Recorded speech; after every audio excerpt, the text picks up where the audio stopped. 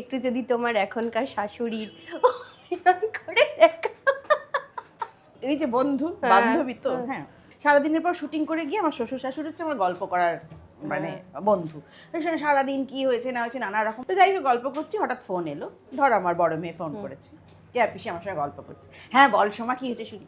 এ দাঁড়া, হ্যালো সোমরাই, বলো মাম্মা কি হয়েছে। এটা হলো আমার বড় মেয়ে ফোন করে।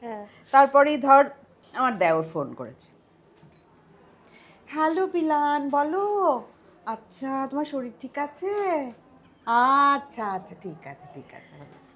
এটা গেল আমার দেওরের ফোন। আবার গল্প করছি করছি আমার বর ফোন করেছে, বিরসাকে বাবু বলে ডাকেন উনি।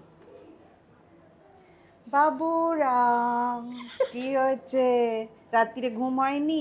তুমি কিন্তু ওই ঘুমের ওষুধ খেয়ে ঘুমিও না, ঠিক আছে? না না, একটু তাড়াতাড়ি খেয়ে দিয়ে শুয়ে পড়বে আর একটু এক্সারসাইজ করো। আগে তো সাইকেল চালাতে, এখন ছেড়ে দিয়েছো কেন বলো? না না একদম ঘুমের ওষুধ খাবে না, ঠিক আছে মাম্মা? আচ্ছা হলো।